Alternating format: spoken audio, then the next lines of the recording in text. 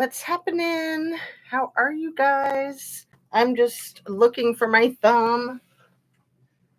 I'm so happy it's in the room because I took it with me to my new yoga studio for my yoga videos that I've been super busy with. And I was like, oh no, did I leave it in the car or something?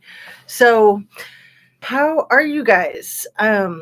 I am just a little discombobulated. It's August 1st. It is about 20 minutes to 4 in the afternoon. Coming on live to see my peeps. I miss you guys. Yesterday, I had no internet. I just about died. I don't know how we're supposed to live like that. So I did get some pre-recordeds uploaded, and then those are pretty much yoga videos, and so I know nobody wants to watch those. I put those in members only, and I figure, if people want to see them, great, but I don't want to like hide them, but I don't want to like flood my channel with them either. So I know I should probably have a second channel for them, but I can't barely keep up with one channel, let alone two. Let me start with all my typical disclaimer stuff. Everything I say is simply my opinion for the sake of hoping to start a conversation, open up a discussion, learn something, be educational. Try to get out of the way so you can see the gorgeous chakra tower. All my videos are made for YouTube. It's an entertainment platform, and I tell you, I'm really happy to be here. It's quite a luxury, quite a surprise to me that I ever made a YouTube channel, and quite a surprise to me that I still have a YouTube channel after 2 years. So I don't know what to make about all this stuff. Christine Herman, lovely to see you. How are you? I don't know what to make about all this YouTube crap. I really don't. It's so bizarre. It's such a strange, ever-changing genre. So I'm just rolling with it. I just do my thing, and if people enjoy it, great. And if they don't, it's not gonna hurt my feelings. It's nice to be encouraged. It's nice to have company, but I understand if, I'm weird and people aren't into my thing. So my thing really is justice. I started my channel for justice for Kylie. We've seen zero, right? We've maybe seen negative justice for Kylie, actually, now that I think about it, like less than zero. And then this whole thing with Micah Miller. I mean, what a disgrace to our gender. What a disgrace to domestic violence. What a disgrace to our country, honestly. Law enforcement. Give me an effing break. It's so obvious to me that law enforcement is protecting JP, but also, he got money. So, of course, I don't think that the FBI is done with him at all.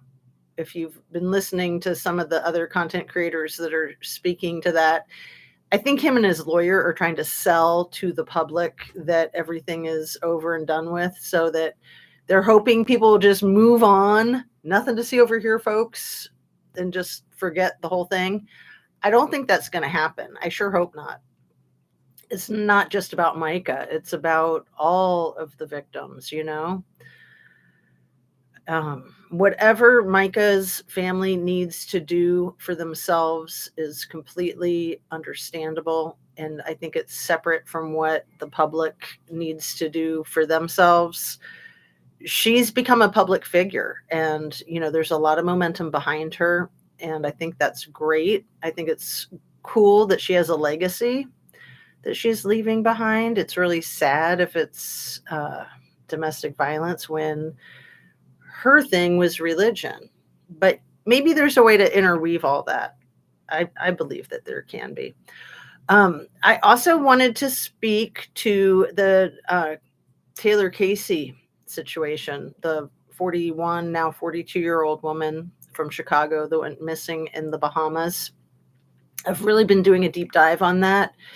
And I have some opinions and I have some facts, and I want to encourage everybody who's the least bit interested to pay attention and to put her name and her face out there. It reminds me of the Gabby Petito case, in that Gabby Petito her remains probably would have never been found, and it would have never been clear what happened to her had people not been talking about her on YouTube. So there's a lot of power in that and a lot of good in that. It also reminds me of Natalie Holloway, of course. I know a lot of people have been comparing TaylorCasey to Natalie Holloway. The problem with TaylorCasey's case, and I think why it's not getting a lot of coverage, is, I'll just be blunt, racism and transphobia. People just aren't that interested, and people, it's a sensitive issue or a couple of sensitive issues, and people don't want to put their foot in their mouth. They're afraid to tiptoe around it, or they simply don't care. They think that, that's not a good thing to be trans, and so why should anyone care? Which to me is just despicable. Paula Plunder speaks to that very well.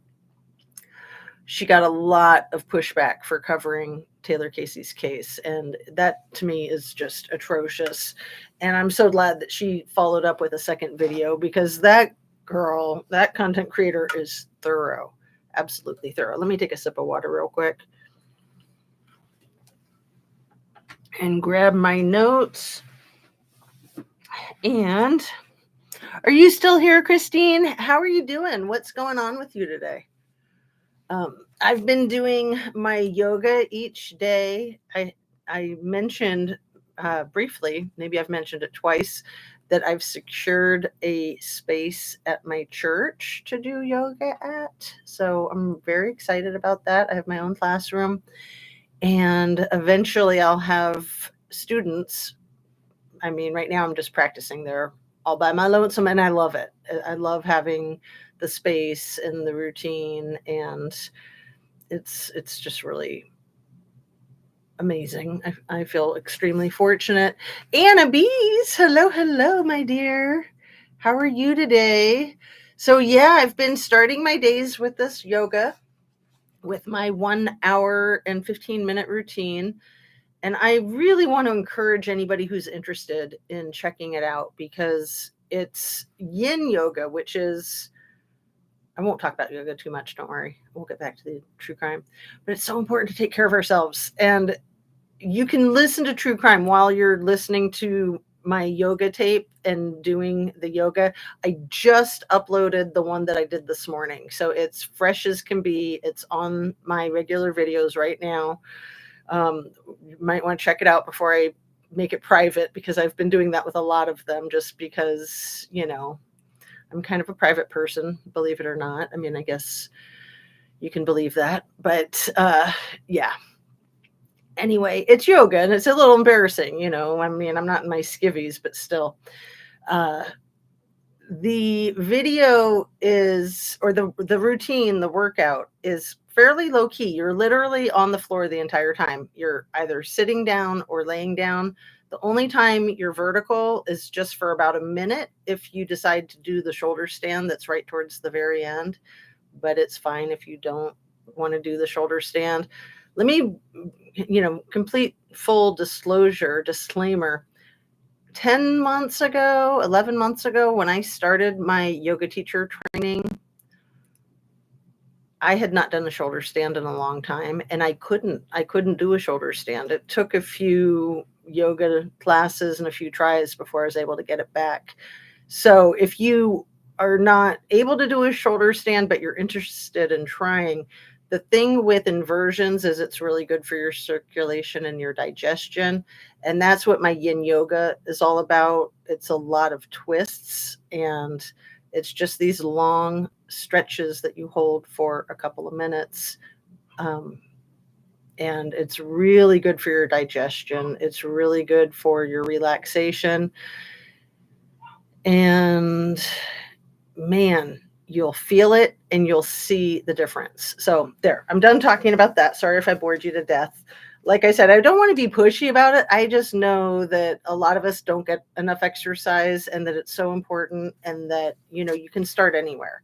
So if you haven't been doing exercise and you're going to start, it's always advised to run it by your physician and just starting slowly, taking it easy. Walking is good, stretching is good, swimming is good. Anything and everything is good. But overdoing it is not good. Christine says, hi, doing good till my surgery this time, not letting hip go so long. Thank you for asking. Right. Your hip surgery is coming up mid-month, isn't it? Or am I off on my dates, Christine? And yeah, I'm so glad that you're getting that taken care of. Hips are important. Knees are important.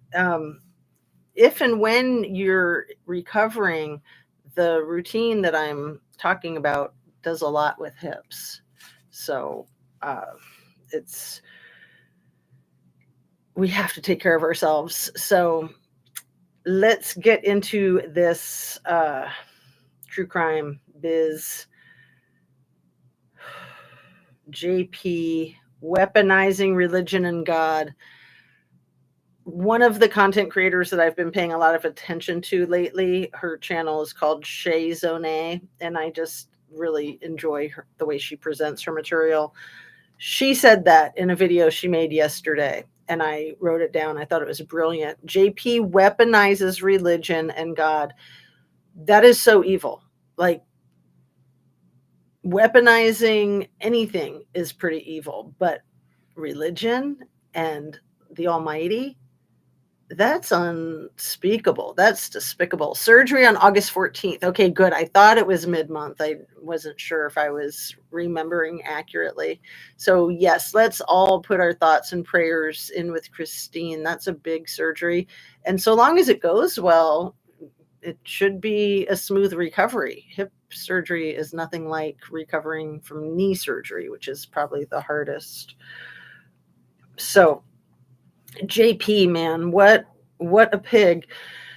His lawyer and Micah's family's lawyer, Regina, getting together and presenting to the public that they have this agreement and that everybody should just like find honor in silence is kind of the message that I got from them. And it really rubbed me the wrong way. I tried to not let it because, like I said, her family needs to do what they need to do, and they could well fear for their own safety. I mean, look what happened to her, right? Yeah, thoughts and prayers for Christine. Totally. Thanks so much for being here, you guys. You're the best. Let me do my tranquility. Wrong side. I switched them up. Make sure you're still subscribed. Please share a video of mine if you like it and you think you know someone else who will, and turn on your notification bell to ring. I'm trying to get more into my routine, both with the yoga and with the YouTube lives. And like I said, yesterday was just one day, but it just threw me a monkey wrench that my internet was out and I couldn't go live. And I was like, ugh. I try to make the most of it. I try. I always think I should just go drive up to a Starbucks and sit in my vehicle and make a video from the car. But I like to do these in my studio if and when I can. And yeah, I do like to have a routine and a schedule. It's important to me. It helps me with clarity in my life. So JP's attorney, to me, this sounded like a thinly veiled threat. He said that all of these people that are on this Justice for Micah kick, that they should all be living their lives. I don't know if any of you caught that. This was in the presser with the two attorneys right after they came to their global agreement, their global settlement agreement, which was just a really weird way to phrase it. Like, okay. People should all be living their lives. Okay, there's a couple of problems that I have with that verbiage. First off, Micah should be living her freaking life, you freaking pig. So yeah, everybody should be living their life, including Micah. The other thing that really rubbed me the wrong way about it was, like I said, it felt like a thinly veiled threat. Like, go ahead and live your life, because if you don't, you might not be able to. I could be reading into it. I'll be the first to admit that, but oh, just really, really gross. So about Taylor, you guys, TaylorCasey, the police chief that was the head of the investigation, or lack thereof, missing persons case, was put on this administrative leave. What's the equivalent? I think they call it like garden leave or something like that, but it's the equivalent of administrative leave in the States. So he's under investigation for corruption. And what prompted the day that he was put on this, sent out to pasture or what have you, was that he allegedly sent out some voice notes that needed investigating, that were suspicious, that were, not within the parameters of what the Bahama law enforcement wants him to be putting out there. So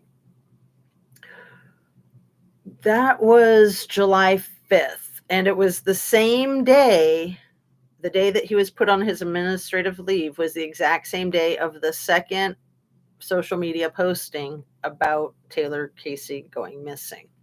So I always focus on the timing of things. And I know this from so many different sources. Timing is everything. We've all heard that our whole lives. That's like a very old cliche, right? And it is. Timing is everything. Timing is also evidence. It's really good evidence. So just keep that in mind. With TaylorCasey, they did not announce her as a missing person. They did not put anything on social media for a few days. It was learned that she was missing on the 20th of June. The last time she was seen, allegedly, was June 19th.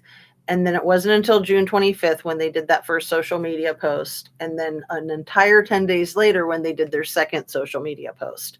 Same day that the chief of police gets, like I said, sent out to pasture or garden administration leave, whatever they call it down there. It's really curious. It's really curious. And the misogyny is extreme. The racism, the homophobia, all of it. So you've got this ashram that seems to be more like a CLUT than a cool, hip yoga retreat center. The company that owns that ashram owns other ashrams around the world. There's some speculation that there's illegal activity connected to the business end of it, and that it's a business front, basically. So this isn't the first missing person from the ashram. The only other one on record could be simply a coincidence. 11 years ago, a man from Texas who was also 41 years old. So there's no evidence to say that anything. I mean, the evidence, the conclusion that his family and I think others have made is that he drowned while snorkeling. But there's no real proof of that. There's proof that he might have went snorkeling, basically. It's weird. It's weird for somebody to go missing from an ashram. When you're in a yoga teacher training, this is a really small group and it's really personal. The yoga teacher training that I did had space for 12 people to sign up. That's pretty typical. That's about as large as they get. And then there were only 10 people, I think, that were fully committed. And then possibly one or two that didn't make it all the way through. It's not that they failed, it's just that they had other things going on in their lives. So I think there was 8 of us in my group. And that was a really nice group that felt really cohesive. It's very personal. You really bond, you get to know each other very well. What I've heard with TaylorCasey's yoga YTT, or yoga teacher training group there in the Bahamas, is that it was 14 people. So she'd been there for, let's see, the 3rd to the 19th, so over 2 weeks. And you're together basically 10 hours a day, every day, 50 hours a week about. So you're together a lot. And then when you're not in, and that's just class time, when you're not in class time, you're probably together eating or socializing or what have you. Anyway, my point is that you get to know each other very well and you bond. So the other 13 people that were in the program with her were kept from TaylorCasey's mother. Taylor's mom wanted to speak with Hannah, the woman who had been the one to call her on the 20th to let her know that she hadn't seen Taylor, and to ask her mom if her mom knew where she was. And her mom got down there lickety split and was never allowed to talk to Hannah, the one who called her. I don't think she was ever allowed to speak with any of the other students. As soon as she got there, her and Taylor's best friend, as soon as they got there, they felt that things were not right. They felt that they were getting clear messages that things were messed up. That, I think the terminology that they said was that it was very clear that they couldn't keep a tight narrative or something like that. I have it written down in here, the way they phrased it, because it was very revealing. I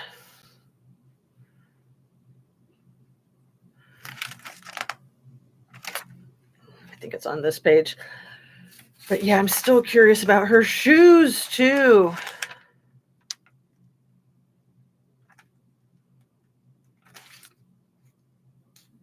Okay, I can't find it. That's okay. I don't need that quote. But it was a good quote. Dang it. Yeah, here it is. They were struggling to keep a cohesive narrative. I'm glad I found that. Thanks for your patience, you guys. Struggling to keep a cohesive narrative. Like, you wouldn't need to struggle at this point in time. It's been 6 weeks, I think, approximately, since Taylor went missing. It seems abundantly clear to me that there's foul play. It seems abundantly clear to me that somebody did something to her or with her. And I just hope that she's still of the living. It seems unlikely, but man, I hope that she is. I hope that she can be returned to her mom alive. And ultimately, I just hope that she can be returned to her mom. Her loved ones need answers. And her mother is doing everything right. If only Kylie Rodney's mom could take a lesson from TaylorCasey's mom, because you're not going to get anywhere with truth and justice if the family's not pushing hard. And it's like an uphill battle. It's like pushing a boulder uphill. But most families are going to choose to do that because they wouldn't choose anything else, right? Can't really comment on these cases. I've heard some, but have not followed. So Jazz is filling in. The TaylorCasey, I keep finding more and more content creators that have covered it. It's not being promoted on YouTube, but her mom, her best friend, and a whole community of people in Chicago behind her are making a lot of noise, and they're organizing, and they are accomplishing things. They will get it done. I trust that. She was quite a community activist and for the community, the trans community, and I think she worked directly with homeless youth, trans homeless youth in Chicago. There was one woman that spoke at this news presser who said that when she met Taylor, she could not read or write, and that now she just finished her doctorate degree and she's going on to do something at the medical school, Harvard Medical School. And that's pretty much all due to Taylor encouraging her. That was extremely powerful. I'll put a link to that 35-minute news presser in my description here. I loved hearing some of these stories and just seeing all of these folks that were very passionate about Taylor specifically, but also in general, that too many marginalized people get forgotten about, and they don't get the attention of the Natalie Holloways and the Gabby Petitos and the Kylie Rodneys. Basically, white, blonde, beautiful, often blue eyes. Kylie, she's got the green eyes. But when somebody doesn't fit that picture, perfect picture of an American beauty, they don't get the attention of those that do, quite simply. You look at people like Micah and Shanann Watts and Suzanne Morphew, and they're beautiful too. Absolutely. They're brunette, but they're drop dead gorgeous. And those are the ones that tend to get the attention. They're easy on the eyes. I get it. These are admittedly the cases that I focus on too. It's kind of an embarrassment for me to admit that, but I do need to admit it. And in all honesty, TaylorCasey is freaking gorgeous, in my opinion. She's a beautiful woman, trans or not. She's absolutely striking. And she's going to stand out anywhere, but especially in the Bahamas at a yoga retreat. I can only imagine the kind of vibe that people were getting from her or about her. Not so much that she was sending off a vibe, but people getting curious, wondering about her, wondering if she was trans. Did they know she was trans? I would imagine that she was probably upfront about it. And then people at the ashram were maybe intrigued, maybe disgusted. I would imagine that it was a thing. I tend to think that that had something to do with why she's missing. And my number one theory is that she was trafficked. I hate to say that. I know that I say that about a lot of these cases, but I think that it's true about a lot of these cases. It's wrong that those things happen. None of us want to admit it, including myself. When we talk about trafficking, we're usually talking about sex type of trafficking. There's also the substances, the rug trafficking. And then there's the organ trafficking. So it just occurred to me this morning that TaylorCasey just so happens to work at a hospital in Chicago. So I never thought that that had anything to do with anything, but I just thought, what a curious coincidence, because obviously hospitals do a lot of organ transplants, and a lot of that is 100% legal and ethical. Probably most everything that goes on in the hospitals, let's hope, is legal and ethical, but there is quite the black market for this. So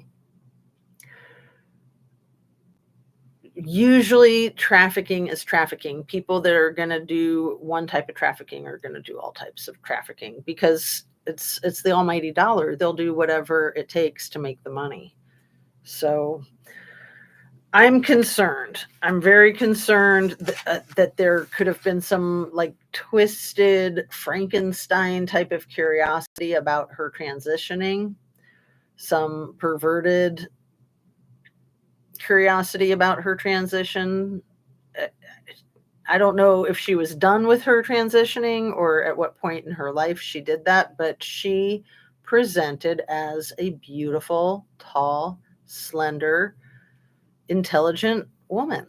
So I think she would attract people, basically, is what I'm trying to say, quite simply. She's attractive. She would attract people. So people that would be attracted to her at this ashram while she's doing this highly focused, structured training program, and the people in the ashram might have taken an interest in her. And then it's not too far away from that giant uh, Atlantis hotel. So I've been looking at maps of Paradise Island. It's bigger than I thought it would be. And it looks to me like it's maybe almost a mile away from the Atlantis Hotel, but that Atlantis Hotel is gargantuan. And that's not the only resort on that island.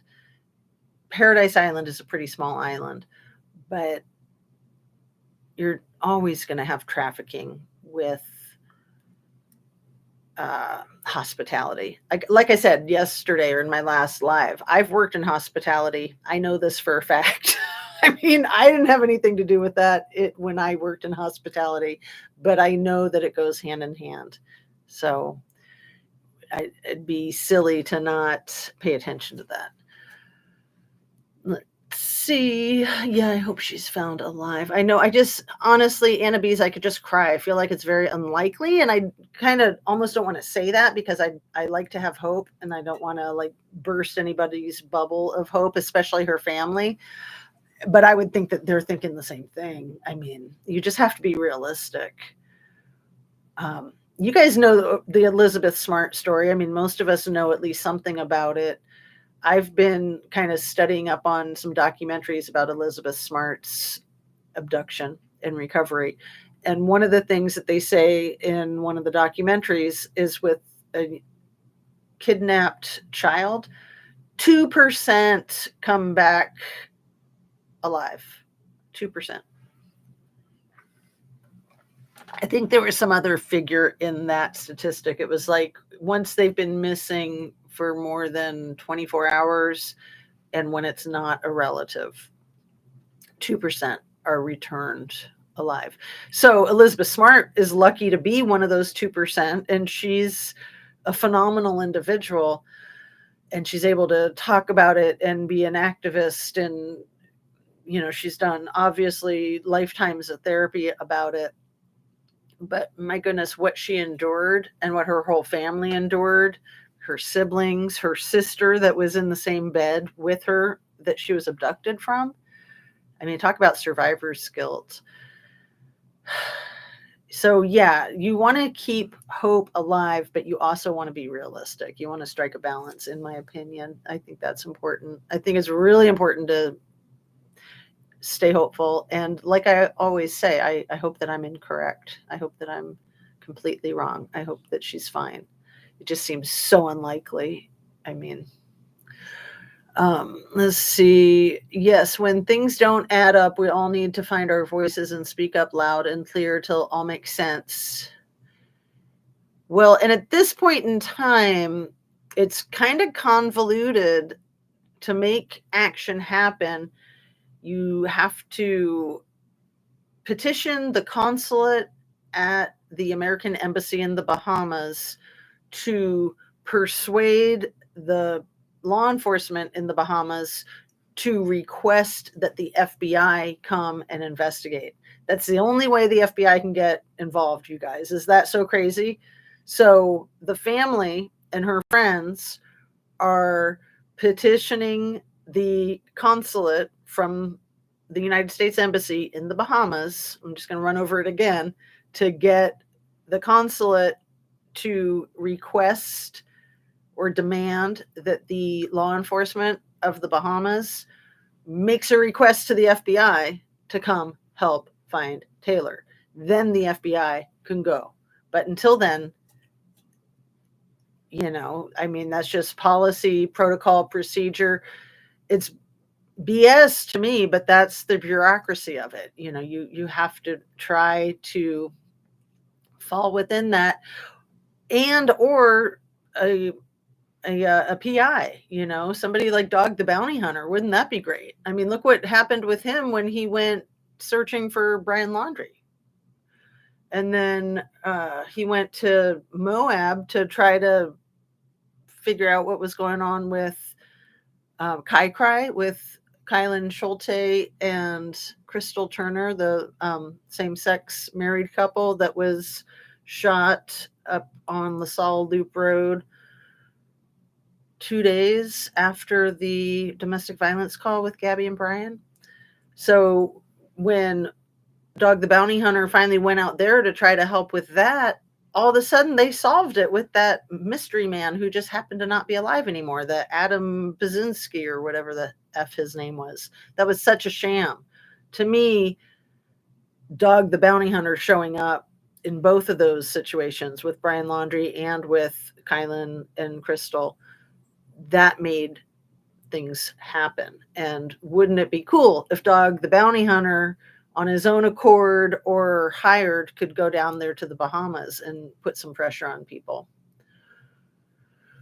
Oh, yeah. Let's see. Did I catch replay of the first half hour? Are we already half an hour in? Hi, Fred. How are you today?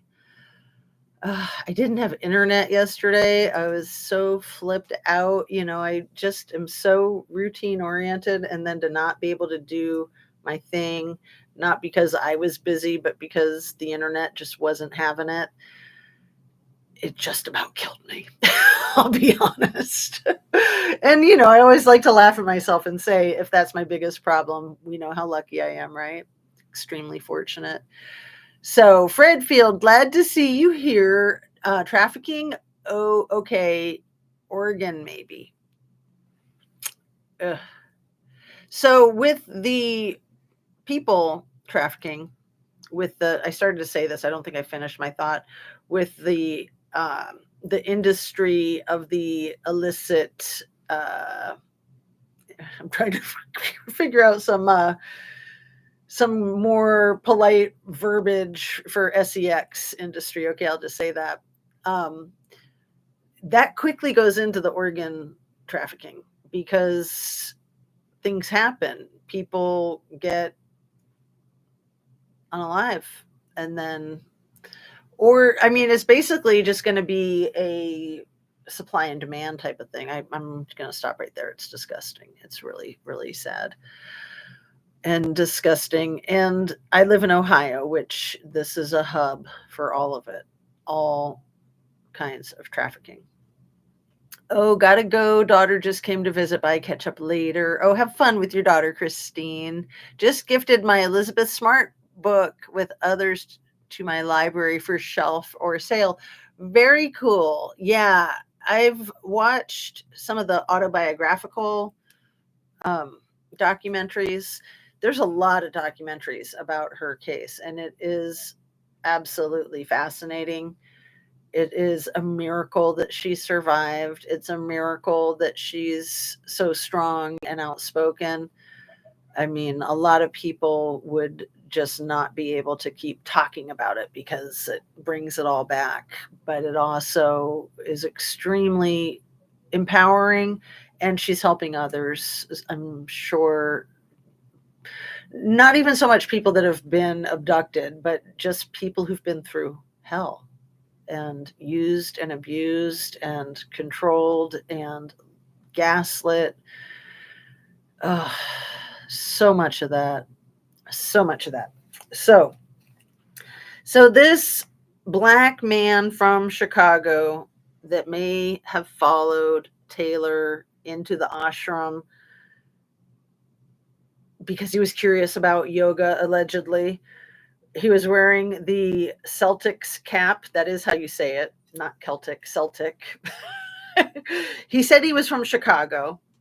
He said that he was staying at the Atlantis Hotel, and he was wearing all black. And why he hasn't been tracked down. If he was indeed staying at the Atlantis Hotel, they would, I said this in my last live, they would not only have him on the video surveillance cameras, they would also have his name, phone number, address. They would have everything from registration. So my suspicion, I told you guys I'd tell you what my opinion is, what I've formulated at this point in time, is that he did something with his friend with the walkie-talkie who was on the boardwalk platform where her tent was.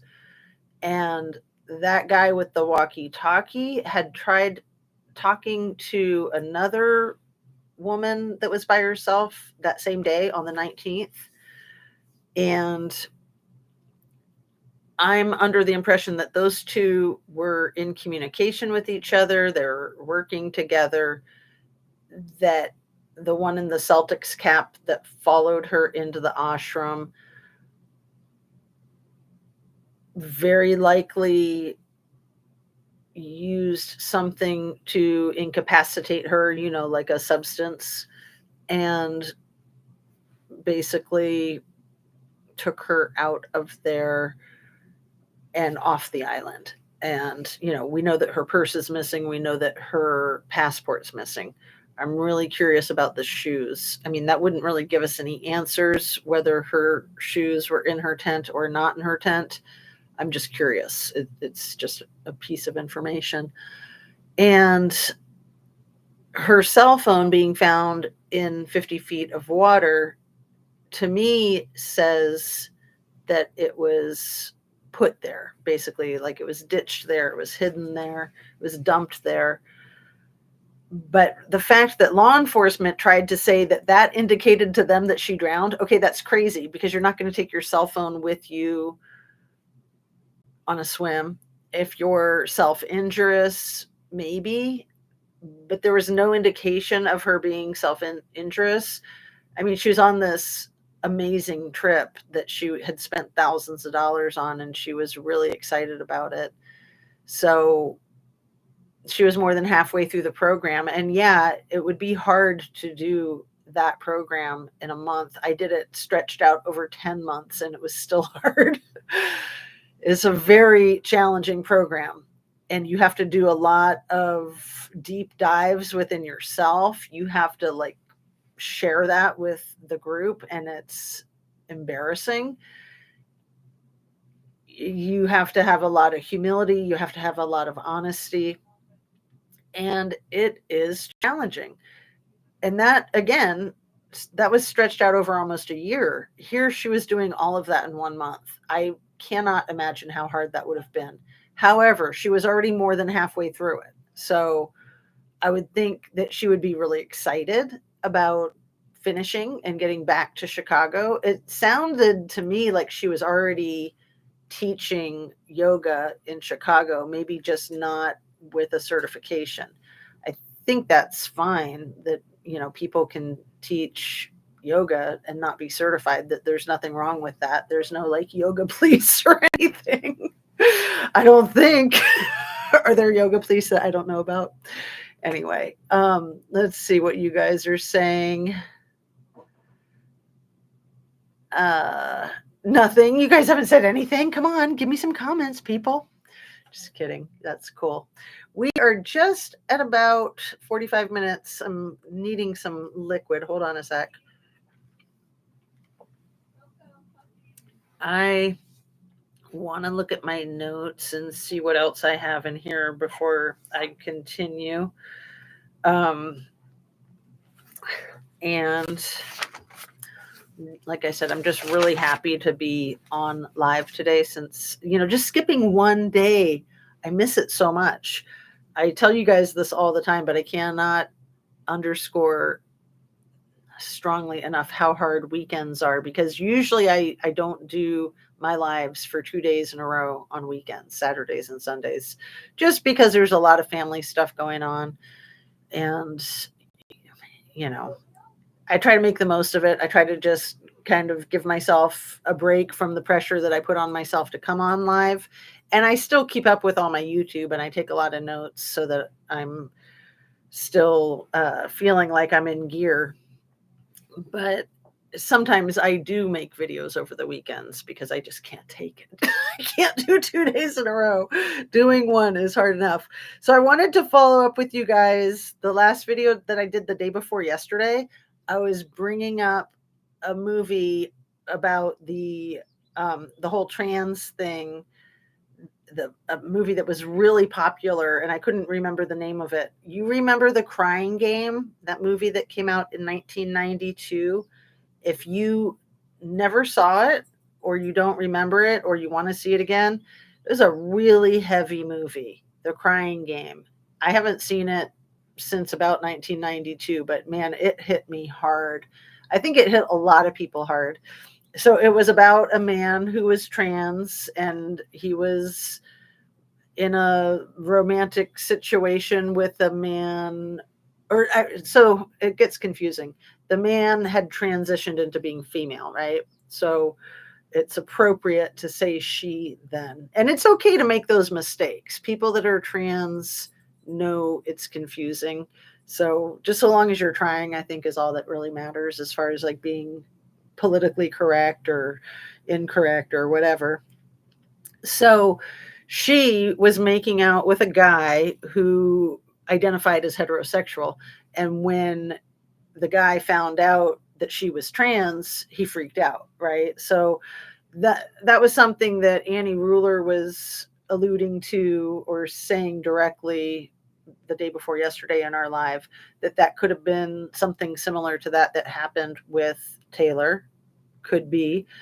I think that was also what that movie Boys Don't Cry was about. However, I don't remember that I watched Boys Don't Cry because The Crying Game was painful enough for me to watch. So I didn't want to see any more like that. It just, to me, is just devastating.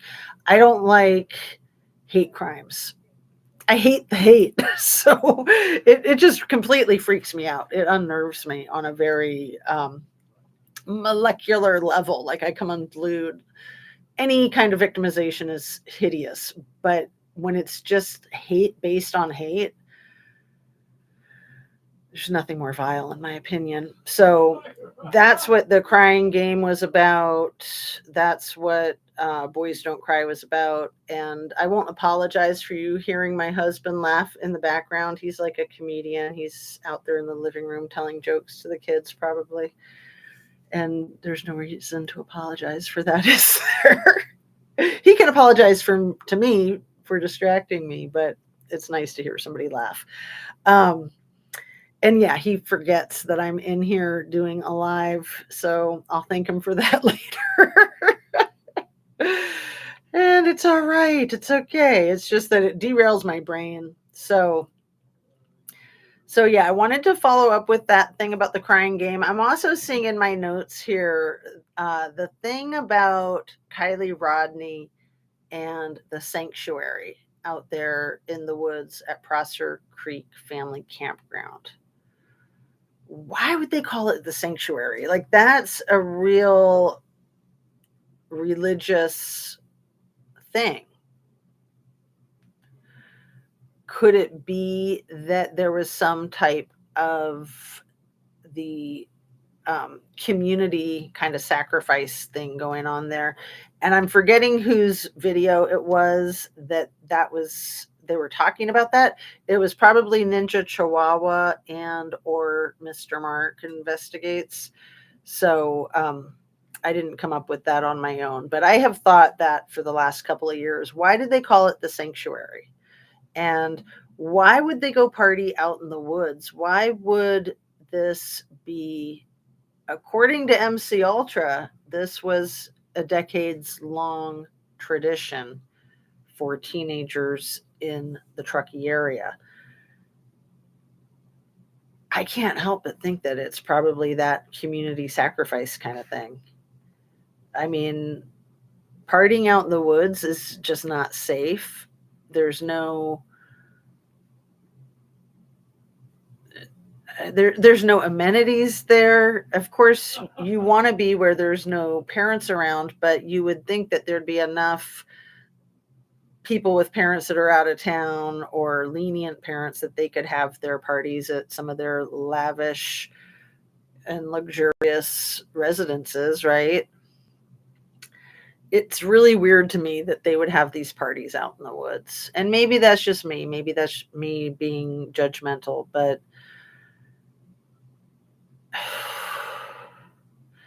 the whole community thing, and you guys know when I say that what I'm really talking about, there seems to be a heavy element of that at the ashram, as well as there's definitely a heavy element of that in the Lake Tahoe area. A while ago, Shan put out a video of a city council meeting where somebody did a long presentation about their community activity, and it was taken very seriously as an agenda item in their city council meeting, you guys. It was crazy. I watched it. I couldn't believe that Shan found it because it was buried in like 20 hours of community or city council meetings. I'll see if I can find that link and put that in the description because it's real. It's a huge cultural element of the Tahoe area and Truckee area. So we need to look at these things. And I haven't been able to find more information about the YouTuber who was allegedly shot at in the Bahamas while he was covering the corruption of the law enforcement down there. But in finishing my thoughts about what I think happened with TaylorCasey or what might be currently happening with her, is that law enforcement is certainly involved one way or another, that they're either part of it directly or indirectly by turning a blind eye. So that's what that police chief is under investigation for, is not simply turning a blind eye to gang activity, but encouraging or not allowing investigation of assassination, basically, involving gang members. So it's pretty frightening when it's that blatantly obvious, the corruption. And when you've got that level of corruption, it's a freaking free-for-all. There's no up and down and right and wrong. And it makes it extremely hard then when you're trying to play by the rules, trying to get the FBI involved, and you have to go through the consulate, who has to go through the corrupt Bohemian or the police department from the Bahamas. I don't know if they're called the Bahamian. I'm not sure how you enunciate it, so I just keep trying to say it the other way. Law enforcement from the Bahamas. So you have to get the consulate from the embassy to get the law enforcement there to request the feds. And if they're corrupt, then they're not going to do it. So then what do you do? How do you get like the U.S. Marshal or other entities involved other than Dog the Bounty Hunter, right? I mean, Homeland Security, I'm sure there's ways, but again, because Taylor is Black and trans, and that's two marginalized populations that don't get the attention that they should. If she was white and looked like Natalie Holloway, I would think the FBI would be on it by now. I'm just saying. That's just my opinion. Anna B says, we did that in high school. When I win college, we partied in the woods or cornfield. So in high school, I partied at a golf course with my friends, and we would go out in the woods, but we wouldn't necessarily party out there. Get my mic back up. I don't know about that light. I'll just leave that alone. Stupid gravity out to get me. At least I got the mic. That's all that really matters. So, I went to school at Evergreen State College. I went to my bachelor's degree there out in Olympia, Washington. And that college is out in the middle of the woods. And I did a lot of partying in college. I'll admit it. I'll be frank about that. None of us ever partied out in the woods there. I mean, it just wasn't safe. You just wouldn't. I don't know. So I think you're from a different generation, Fred, and maybe Christine too. Um, but yeah, I don't know. I mean, I was, all about nature and all about partying, but wouldn't do that. And I don't think I was at all conservative. I was quite the opposite. Um, so Anna Bees did that in high school, partied in the woods. It's so high risk, especially like having to go to the bathroom and stuff. I mean, and I would go camping with my friends and I don't know. I think that we did a lot of hiking and a lot of outdoor activity, but that it was almost like sacrilegious to experiment with rugs in the woods because if you're enjoying nature, you shouldn't really need rugs to enjoy it more. But maybe that was just me and the people I hung out with. Um, yeah. Yes, I saw that when Shan put it out. Oh, Anna B's good. Yeah, I'm gonna look for it, and if I can't find it, I'll just ask her if she can guide me towards it. And yeah, Fred, I saw that typo when I was in college. Thank you. Um, you were Frank then? LOL. Yeah. College grad 1969. See, I was born in 1967. So yeah, that's wild. And yeah, so you were in college in the 60s. That was some serious wild time. Where did you go to school, Fred? If you want to share where you got your degree, the school, or what state, that's pretty fascinating. That's wild. Hopefully not Kent State, right? My goodness, what was going on there? I think that was 1972. Was that 1972 when Kent State happened? That song Neil Young wrote called Ohio. I mean, I've been to Kent State University, and it's something that people there don't talk about. Um, you don't bring it up. And it was a really insane situation with the National Guard. Okay, it was 1970, May 4th, 1970. So that's interesting because, I live in Ohio and around May 4th of 2020, which was right after in the heat of the COVID stuff, I went to see a play about it that was amazing. It was really educational. But I was thinking it couldn't have been so close to COVID, but it was. So May 4th, 1970 was the Kent State shootings. And yeah, the 9 unarmed college students were wounded in addition to the 4 that were unalived. So, and you guys know the story of how Neil Young wrote that song, don't you? He was actually out towards the Sierra Nevadas. He was, I think, in Humboldt County, somewhere in Northern California. And I think he was staying in a cabin with Crosby, Stills, and Nash. And he heard it on the news that day. And he went into the cabin and he wrote that song in like 2 hours. So that's a pretty monumental call. JP Miller's soul is with the rest of the long law firm. 3 generations knew he'd settle. Hey, Mary Thomas. Yes, you're correct.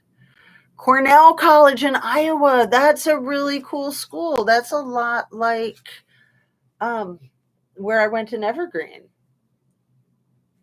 It's interdisciplinary, right? I think that the forefathers of Cornell and Evergreen were some of the same people. BA in psych, minor in business, students protesting Vietnam, took over admin building. Yeah. Crazy times. Very, very cool that you went to Cornell in Iowa. And wasn't like 1969, wasn't it a different college in Iowa where the whole thing, the whole like Beatles conspiracy started, you guys? We haven't talked that much about that whole thing, and I don't think we need to today, but I just want to see what college that was. Google will know. College where Beatles conspiracy theory took off.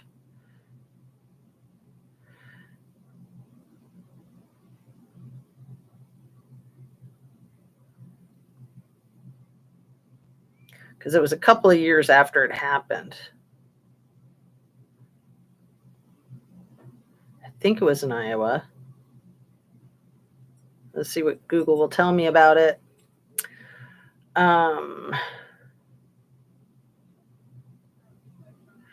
No, it's in New York, maybe. Utica College. I think that's from Utica College. Let's see.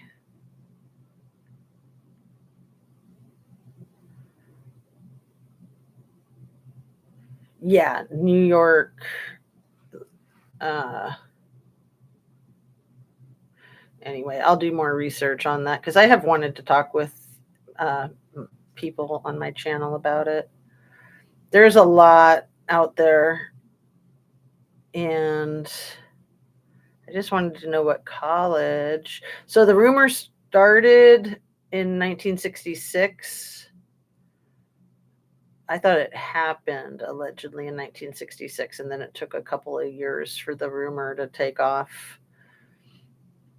Anyway, they say that the whole thing is just a hoax. So, yeah, the car accident allegedly was November 6th, 1966. So then it would have been a couple of years. And it was like a radio station, wasn't it, in Iowa, you guys? Radio station. I'll look up that. It was a college radio station. And then I'll quit fubbing you guys. College radio station.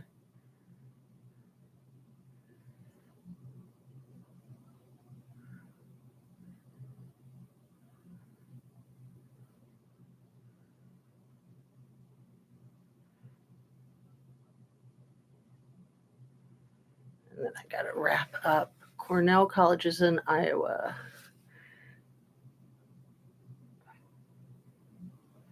So it was Russ Gibb on WKNR.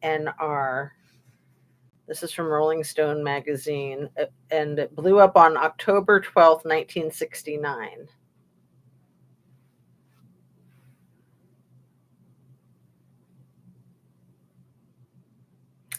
I just want to know what college. It was Utica University. Utica College.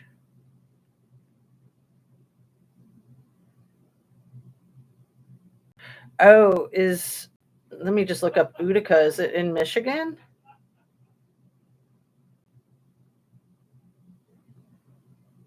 Like I said, I'll quit fubbing you guys, I promise. Okay, Utica's in New York. Upstate New York. That's what I thought. Okay. At Cornell now, you do concentrated one course at a time, I think for 6 weeks, and then start another course. No testing and peers due same day anymore. So in Colorado College, right? Isn't that the name of it? Colorado College. I keep telling you guys I'm going to quit fubbing, but it's bugging me. I can't stand it when my brain stops working. Colorado College. They do it like that, Fred. And I just want to know what town Colorado College is in. Colorado Springs. I knew it was something Springs. Brain is shutting down. See, that's what happens at 60 minutes. We're 64 minutes in. So sorry, my brain is gone. I have to say goodbye. So, yeah, Colorado College does that 6-week immersion program. And Evergreen was pretty radical, but it wasn't that radical. We did like quarters, and the structure there was that you took one program at a time. So each quarter you just had one program. So your program would have many different elements to it, but basically you would just study one thing at a time for that whole quarter. But a lot of times it would be for the 3 quarters, all quarters of the school year. So it was actually like you were taking one program for a whole year. So it was pretty cool. That was why I decided to go to school there. I transferred from Miami University in Ohio to study art and psychology, and I met my husband there, so it's all good. And yeah, when I was at Evergreen was when I learned about Cornell. I knew about Colorado College because I had a friend who went there. And there's not a lot of schools like that. I think Amherst up in New York, a couple others. It's considered very progressive, I guess is a nice way to put it, a polite way to put it. And I liked it. I thought it was great. I think there's all different types of learning and all different types of education. It was hard having a school that did not do grades. So you didn't have a grade point average. You had very thorough evaluations, kind of like you have from jobs. So your professors would write very thorough evaluations of you. You would usually have like 3 or 4 faculty members for each program. And then you had to do a self-evaluation. That was always the hardest one. So then going to graduate school, I had to get those evaluations translated into numbers to get a GPA to apply to graduate school. And that was a real pain in the rear end. But anyway, I'm going to go ahead and wrap her up. Thanks so much for being here, you guys. Have a lovely rest of your day. It's almost 5 o'clock. Happy August. Take really good care of yourself. Drink your water. Try my yoga class if you like. It's a lot of neck stretches too. A lot of twists, so really good for your spine, and a lot with your hips. But most of all, it's just good for your soul, in my opinion. So check it out if you like. And I will try to come on live tomorrow, so long as my internet is working and doesn't fail me. So peace out, love and light. Drink your water, eat your protein, eat your veggies, and just breathe. Just be yourself. Take it easy, and always do your best, right? That's all we can do. See you on the next one.